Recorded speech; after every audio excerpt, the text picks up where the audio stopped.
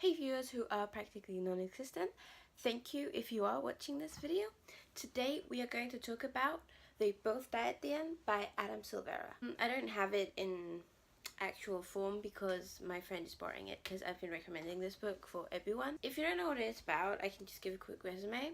So it's about we live in this world who is like this, except there's this thing called Deathcast. Deathcast, they call you about midnight to tell you, oh, you're gonna die before the next 24 hours are over. So you have these 24 hours or less to live in.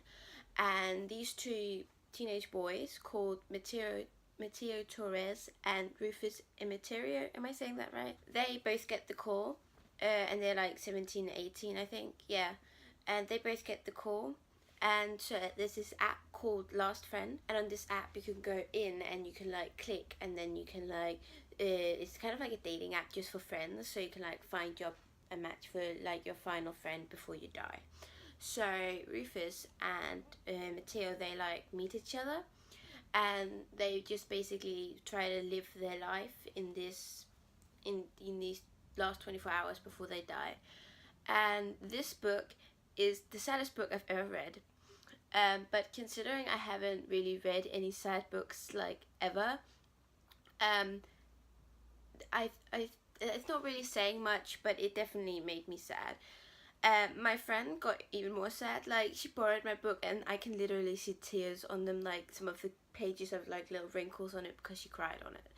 So yeah, then I have actually heard that They Both Die at the End is actually one of Adam Silvera's more happy books. I know that What If It's Us he wrote with Becky Albertalli, so maybe she like helped him not write something sad, but I've heard that his other books, More Happy Than Not and History Is All You Left Me, are very sad. So I really look forward to / do not look forward to reading them. I actually have History Is All You Left Me. I just have a lot of other books that I need to read, so it's probably going to take a while for me to get that video up. But yeah, so this book is basically just about these two teenagers trying to live their life before it's over, and they only have less than 24 hours.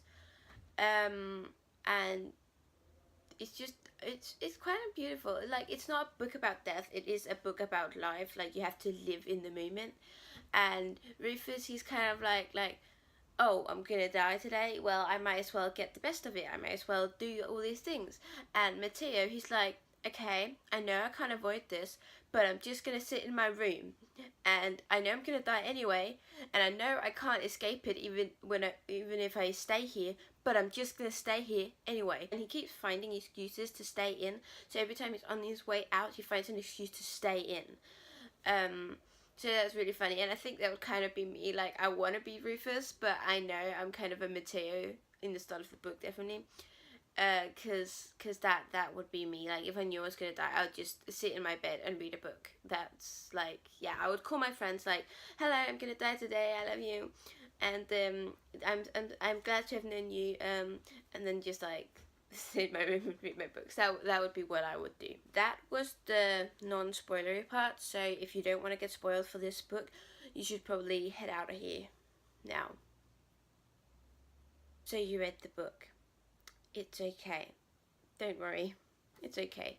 Literally, when I read this book, I was on a plane, and I finished this book before we were even in the air because it was like delayed or something.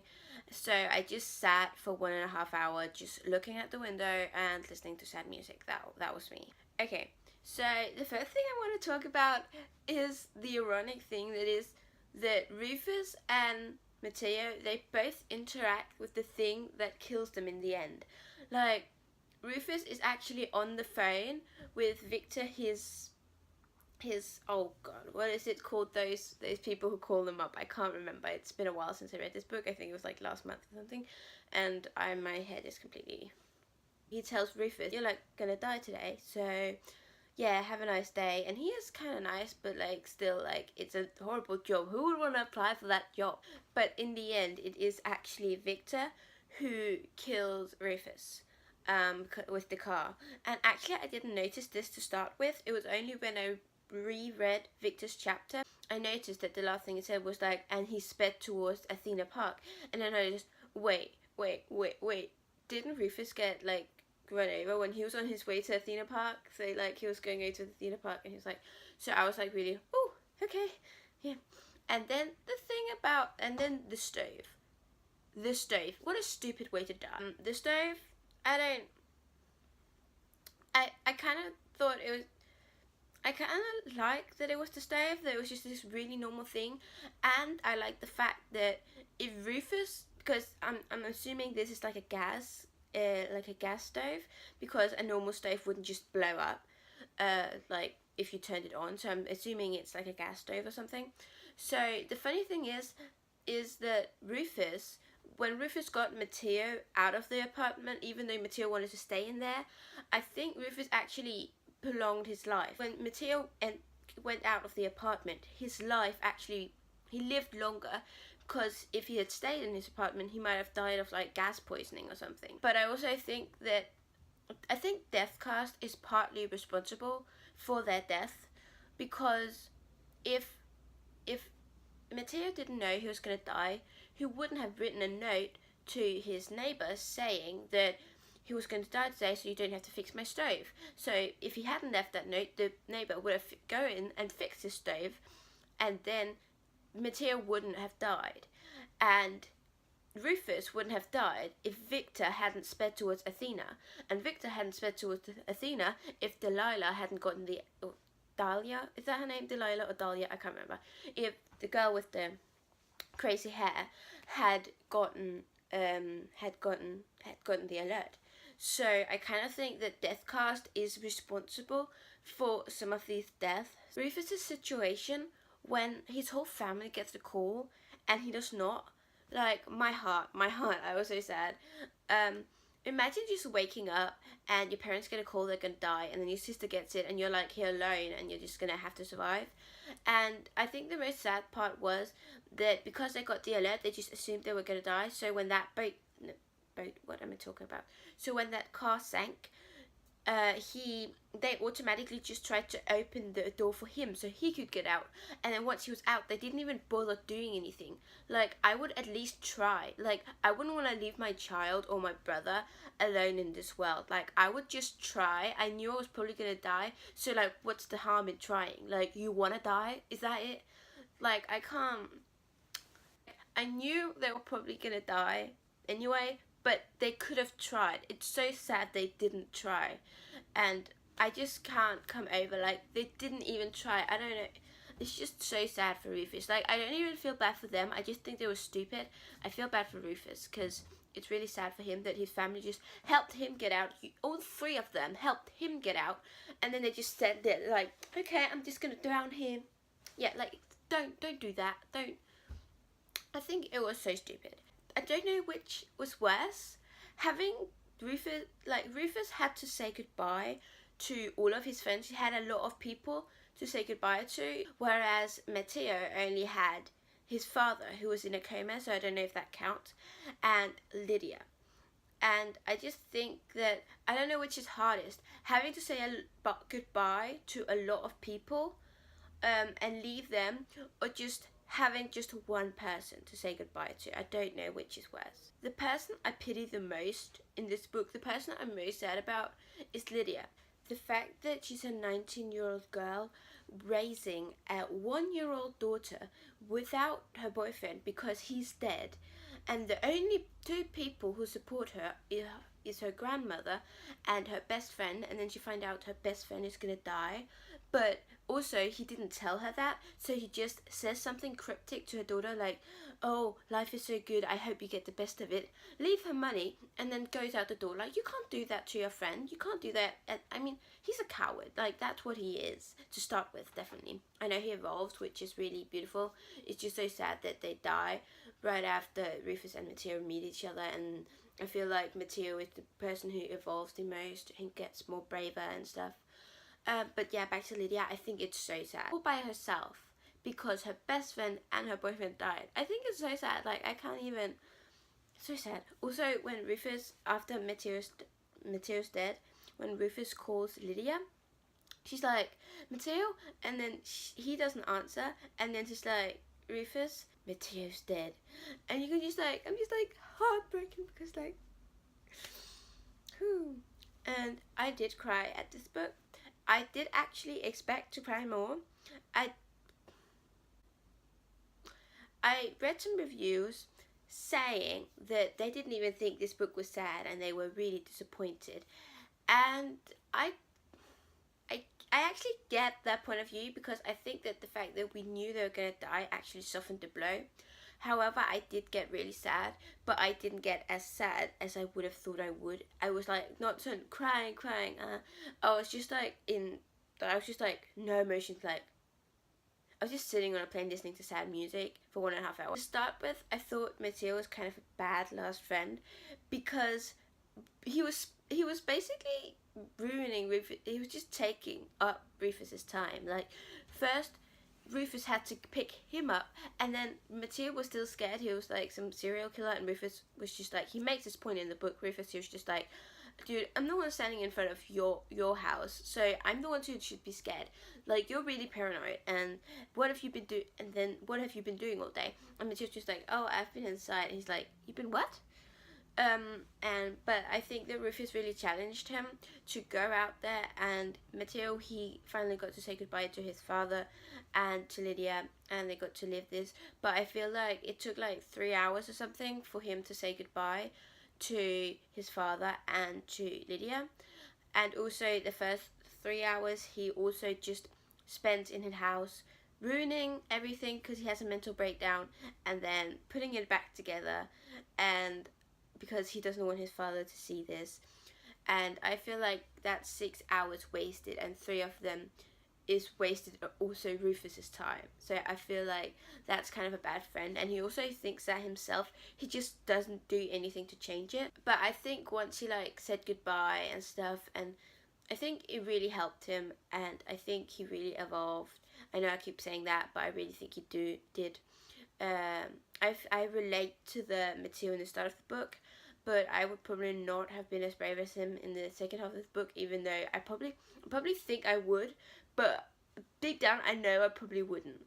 Like, I hope I would, but I probably wouldn't, unless again I had a Rufus to like help me and like give me a push. But I also think it was really happy where he actually called Lydia and he finally got to say goodbye real, because I think that really helped him, because I think the fact that he just told something cryptic to her daughter and then just put money and just ran out the door and didn't say goodbye. I know he did it because he was kind of a coward, but so I think it was, but I didn't think it was the solution. I think it really helped him actually, that he got to meet her again and they got to do this fun stuff together. I also really liked, well, not liked, but you know, when it was well written that when Rufus died, he was just like, and I walked into the road without a hand holding me back. I thought that was so sad, because he did almost get run over in the first part of the book, but Matteo like held him back, like, you should watch where you're going, especially today because we're gonna die anyway. So I think that was really sad, and I don't know what you felt, but I kind of felt it was like a suicide, because like he just looked at his phone and he didn't even care if the car was coming. He was just like, oh, you know what, my boyfriend's dead, so I'm just not gonna care. I'm just gonna listen to him singing, and then I'm just gonna walk, and I'm not gonna care. And I thought that was kind of beautiful. I don't want to romanticize suicide, and I don't think this was a suicide, and I don't think death is beautiful, mostly. Yeah, I'm kind of a morbid person sometimes, most times. But I thought it was kind of beautiful, like he was listening to the music and he was going to the park where they like had fun and stuff. One of my favorite scenes was at the graveyard when Matteo went to visit, was it his mother? I'm pretty sure it was his mother. And he went to visit his mother, and then next to it he saw his own grave being dug, and then that Matteo actually sat down in the grave. I really think it helped him like accept it. Also, when Matteo took Rufus out to stand like by the river, it also helped like Rufus accept it. I think that was the moment where Matteo helped Rufus the most, because he was like accepting that, okay, I need to say goodbye to my family. I don't think I really accepted it. I don't think I ever forgave them, and I do in this moment. The thing that really annoyed me is Matilda was still kind of a coward, like, you know, because I thought it's very clear from, I like their romance. The romance, I know they fell in love within 24 hours. I actually thought it was like less. It was like 18 hours or something. But it didn't feel instant lovey. This is the first like the earliest falling in love without being instant love book I've read, if that makes any sense. Because they fell in love within about 18 hours, but it didn't feel instant love. Like, it wasn't instant love. Like, they evolved and they got friends, and then it on. The thing that annoyed me is that halfway through the book, they kind of both notice that they like each other, but and then Rufus is kind of just waiting for Matteo to make the move, and Matteo's just like, should I do it, should I not? And I'm just like, okay, I get this in a normal book, or normal book, I don't, why to say that, but I would get this if the time was, if they had time, but you don't, okay? You need to make the most of it. Just get together already. It really annoyed me. Like, Rufus, I know you want him to make the first move, but come on, you're probably gonna die within the next 5 hours, so do something. You could die in the next 2 minutes, so do something. And he didn't. And Matteo was also kind of a coward there. And I was just like, I get it, because I'm a socially awkward person, so I get it, but still, I think in this world, I don't know how I feel about you participating in your own funeral. I don't know how I feel about that, because I get you get to say goodbye, but no, like, if I got this call, if I lived in this world, I would like say goodbye and be with my family, but I wouldn't call it like a funeral party. It was like party. What kind, like, some of these people actually make their funeral into a party where they get drunk and stuff, and I'm just like, why do you want to spend your, like, you might die of alcohol poisoning. That might be the reason you die. Like, come on, seriously. Again, I think Deathcast caused most of these deaths. Like, I think they should do like a statistic on how many deaths there were before Deathcast and how many there are after Deathcast, because I think you would see it had increased a bit. Yeah. But again, I think I personally would just say goodbye to my family and stuff, and if that, but ask them to hold my funeral after I was dead, because I think it's still very weird participating in your own funeral. To start with, I don't know if you, but when Matteo went to visit his father at the hospital, we find out that he's actually named after his father. So his father is also named Matteo Torres. So actually, I kind of hoped that the call was meant for his dad, because his dad was in a coma, so it'd make more sense if he died and not this healthy teenage boy. So I was really, I don't really know what I thought. I was definitely hoping that it was his father, but also then I was like, so I was kind of thinking that it would be his father who was supposed to get the call, and it's him that was supposed to die, and Matteo wasn't actually going to die. But Rufus got the call, and that's no really, he was definitely going to die. But I thought Matteo was kind of survived. And then I also thought if Matteo was going to die, it would be Rufus's fault. I thought that Matteo would they would both die, or Matteo would die trying to protect Rufus while Peck was like shooting at him. So it's like Rufus's fault that Matteo and maybe himself died. But that wasn't the case at all. It was actually Matteo's fault.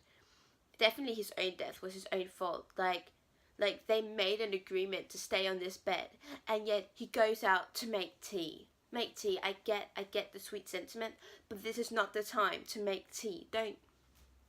I can't, like, I get it was just a very, very easy mistake, and I probably would have done it myself, but I think I probably would have thought twice about it. But I get it was a really sweet sentiment, but like, that's not the time. Don't do it now. Don't do it. I knew there was something that was going to happen. And I think that if Mateo had still been alive, Rufus would probably have been more aware, or Mateo would have held him back from the road like he did in the start of the book. So I kind of think it was Mateo who was fault in both of their deaths. I also really much enjoyed the other character's point of view. I think I actually counted, I think it was 20 point of views, and I thought that was really interesting, and I thought it was really cool. It was like a spider web, especially the scene by the library. And Delilah, she goes to get this book for this person, Howie, who's gonna die later in the book, and I don't know if her boss dies as well. She was definitely in the car, I can't remember. But she goes to get the book, and then she gets like a catcall from this man behind her, and then she sees two teenage kids with one bike. And then the next chapter is like this man who gave her the catcall, who's like mad at the whole world because no one wants to be with him because he's basically an asshole. And so he decides the best solution to fix that is to go into this gym and blow the whole thing up. And then I think he also notices the two boys with the bike. But then he goes in, and then the next chapter we see is actually Rufus and Mateo, who are the two boys with the bike. And we go into the library, and Mateo buys this book, and he goes out again, and then the whole place explodes because of what the person before the chapter before them did.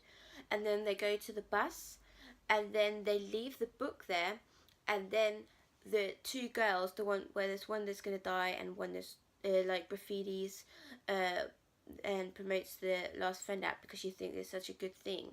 But they find this book and open it, and the person who's going to live of those two friends, she is planning to keep it.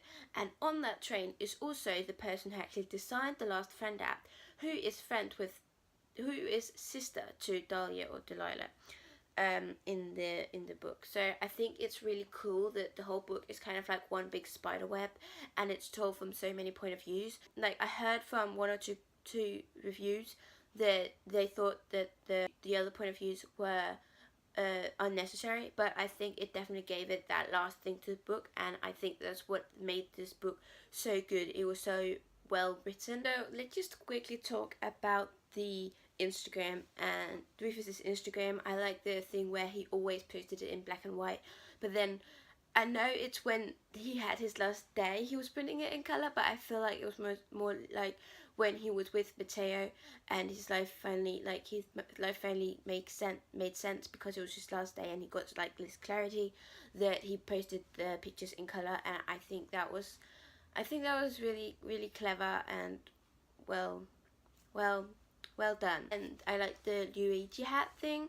So to start with, that Mateo was wearing the Luigi hat in his profile picture, and he didn't know whether to post it or not because he wasn't sure that this was the person he was. He wanted to be this person, but he wasn't sure he was this bold person who could do that. But in the end, he definitely was. The fact that he put it on and Rufus put it on, and I think that really symbolized something really great. I don't know about you, but the whole book through, if I wasn't sticking to the theory that it was his dad who got the call and it was Mateo who was going to die, the whole book, I thought they were going to die together, you know? But they didn't, and that's what I felt made it more sad. I didn't really think it was that sad.